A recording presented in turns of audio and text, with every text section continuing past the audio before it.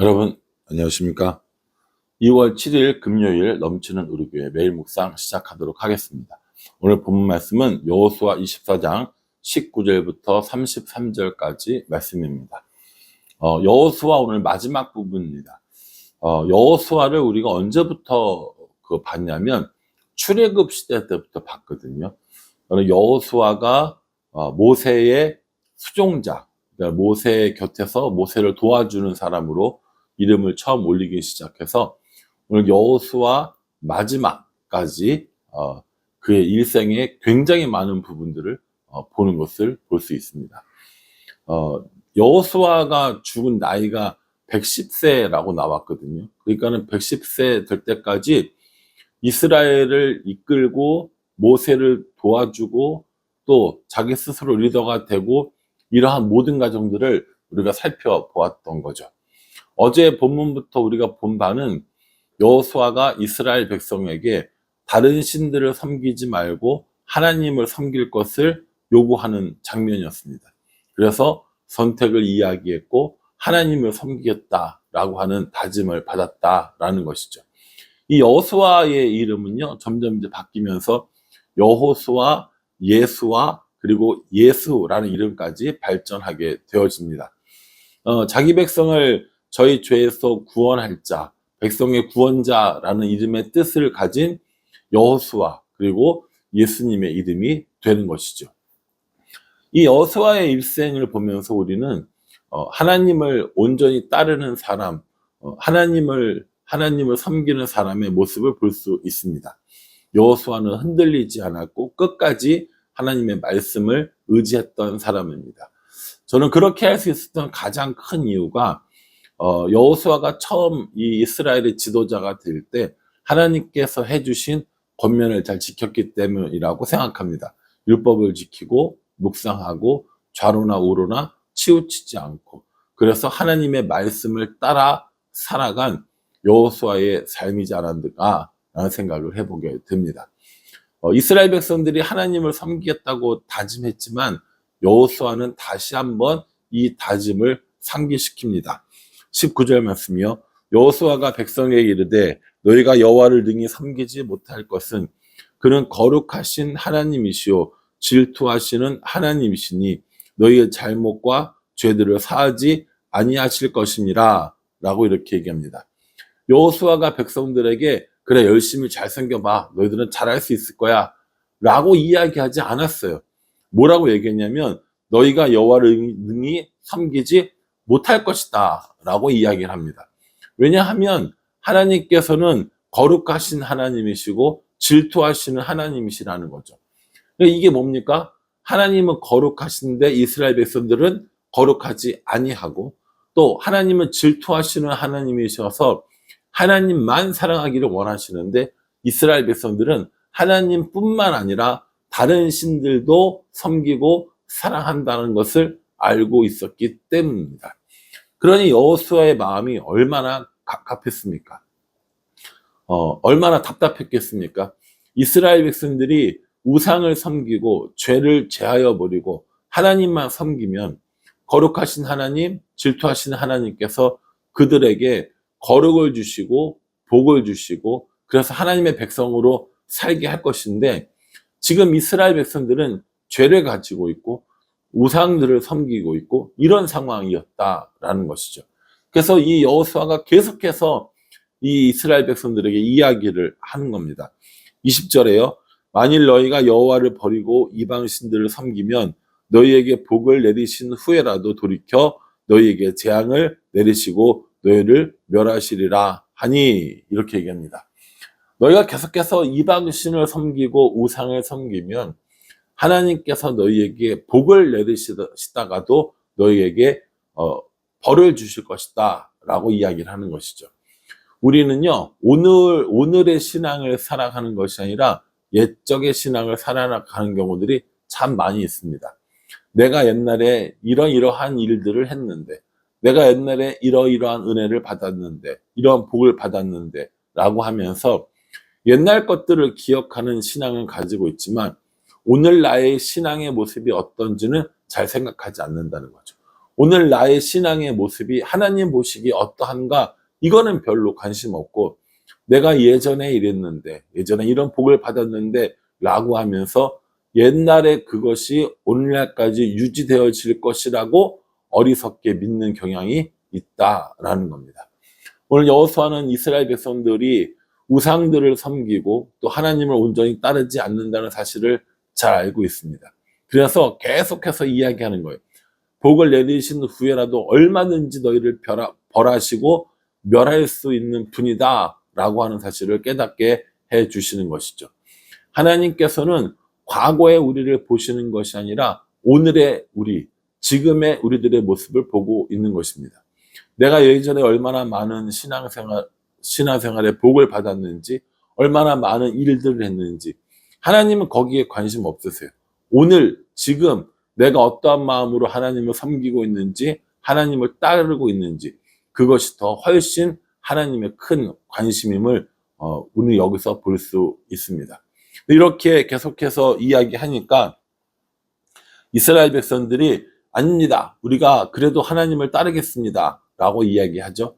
이 여호수아가 뭐라고 그들에게 권면하냐면 23절이요. 여호수아가 이르되 그러면 이제 너희 중에 있는 이방 신들을 치워버리고 너희의 마음을 이스라엘의 하나님 여호와께로 향하라 하니 라고 이렇게 합니다. 이방 신들이 아직도 있다라는 거예요. 이렇게 많이 이야기를 하고 이렇게 많이 권면을 했지만 여전히 이방 신들을 가지고 있는 이스라엘 사람들이라는 겁니다. 여러분, 우리는 이러한 이방 신들을 가지고 있지 않습니까? 우리는 이런 우상들을 가지고 있지 않습니까? 아마 우리도 하나님을 섬기겠다라고 말을 하지만 이러한 이방 신들을 마음속에 키우고 마음속에 섬기고 있는 줄도 모르겠습니다. 돈이라고 하는 우상, 성공이라고 하는 우상, 자녀라고 하는 우상, 힘과 권력이라는 우상, 지위와 좋은 대학과 학벌과 능력과 이런 모든 것들이 우리에게 우상이 되어질 수 있다라는 겁니다. 사실 이 모든 것들은 하나님께서 우리에게 주셔서 우리가 잘만 사용하면 얼마든지 하나님의 영광을 위해서 사용할 수 있는 겁니다. 돈이 나를 위한 돈인지 하나님을 위한 돈인지, 능력이 나를 위한 능력인지 하나님을 위한 능력인지, 좋은 학벌과 좋은 어떤 기술들이 나를 위한 것인지 하나님을 위한 것인지 우리가 생각해 봐야 한다라는 겁니다. 우리가 우리들의 영광을 위하여, 우리들의 어떤 능력을 위하여 우리들의 모든 것들을 사용하는 것이 아니라 그것이 하나님께서 우리에게 주신 것인 줄 알고 우리가 그것을 하나님을 위해서 사용할 수 있다면 우리는 정말 하나님의 영광을 돌리며 사는 삶을 사는 게 될 것입니다. 그러나 그것이 아니라 우리들의 것을 우리들을 위해서 사용한다라고 생각하면 그건 올바른 일들이 아니다라고 이야기를 하고 있는 거죠. 그래서 우상들을, 이방신들을 치워라. 그리고 마음을 하나님께 향하게 해라 라고 이야기를 하고 있는 겁니다. 결국 이스라엘 백성들은 하나님을 섬기겠노라고 다짐을 하고 결단합니다. 그리고 나서 이 세겜에 이 증거가 되는 돌들을 세우고 온 백성들이 함께 결단하는 모습을 보여줍니다. 29절 이하에 보면 이제 여호수아가 죽음을 맞이하는 장면이 나옵니다. 29절에요. 이 일 후에 여호와의 종 눈의 아들 여호수아가 110세에 죽음에 이렇게 얘기합니다. 110세에 정말 파란만장한 이 여호수아의 삶이 맞춰지게 되는 겁니다. 그리고 31절에 보면요. 이스라엘이 여호수아가 사는 날 동안과 여호수아 뒤에 생존한 장로들, 곧 여호와께서 이스라엘을 위하여 행하신 모든 일을 아는 자들이 사는 날 동안 여호와를 섬겼더라. 이렇게 얘기합니다. 이게 참 애매하죠. 여호수아가 사는 날 동안 이스라엘 백성들이 하나님을 잘 섬겼어. 여호수아와 함께 했던 장로들이 살아있는 동안에는 여호수아가 명령한 대로 하나님을 잘 섬겼어. 이렇게 얘기하는 거거든요. 이게 무슨 말이겠어요?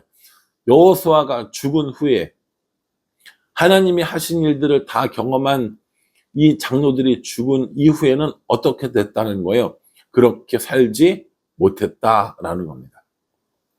하나님만 섬기고 이방 신들을 섬기지 않는 이 일들을 명령하고 결단했는데 결국 그렇게 되지 못했다라고 이야기하면서 이 이야기가 어디로 흘러가냐면 사사기로 흘러가는 모습을 우리가 볼 수 있습니다. 우리가 잘 아는 것처럼 여호수아가 죽은 이후에 다시 이스라엘 백성들은 우상들을 섬기고 이방 신들을 섬기는 모습을 볼 수 있습니다. 그래서 다시 하나님의 징계를 받게 되고 이스라엘 백성들이 하나님께 부르짖으니까 하나님께서 사사를 세우시고 그 사사를 통하여서 이스라엘을 구원하셨고 또 다시 이 사사가 죽은 이후에는 하나님을 배반하고 우상들을 섬기고 이방의 신들을 섬기는 이런 일들을 반복하는 사사기의 모습을 보여주고 있다라는 겁니다. 이스라엘 사람들만 그런 게 아니라 안타깝게도 우리도 똑같습니다. 우리도 하나님을 잘 섬기겠다고 다짐하지만 다시 우상들을 섬기는 일들이 있고 또 우리의 세대에는 하나님을 잘 믿고 하나님의 사명을 잘 감당했지만 다음 세대는 또 그렇지 않은 모습들을 보여줄 때가 참 많이 있다라는 겁니다. 이게 참 씁쓸한 일이고요. 이게 안타까운 일입니다.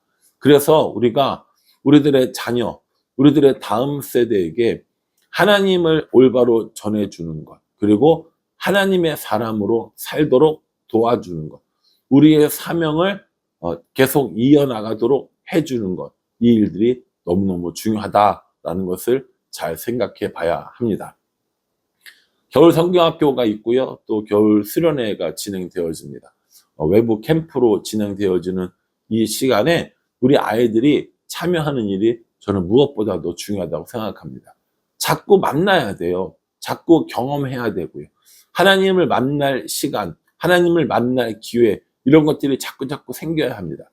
그러다가 어느 순간에 하나님이 계신 것을 알게 되고 예수님의 십자가가 의미 있게 되고 그래서 하나님께로 돌아오게 되어진다라는 것이죠. 여러분, 이 일은요 굉장히 중요한 일입니다. 이 일은 우리로 하여금 참 많은 생각을 합니다. 우리의 신앙을 유지하기 위해 급급한 것이 아니라 우리의 신앙을, 우리의 사명을 다음 세대에게 온전히 넘겨주고 그 다음 세대가 우리보다 더 하나님을 잘 섬길 수 있도록 더 하나님을 믿는 믿음이 클 수 있도록 우리가 도와야 한다라는 것입니다. 오늘 우리는 우리들의 다음 세대들에게 어떻게 신앙을 전수해주고 있습니까? 우리들의 다음 세대 사람들에게 온전하게 잘 하나님을 전달해주고 있는지 우리 가정과 또 우리 교회를 한번 생각해 봐야 하지 않을까라고 생각합니다.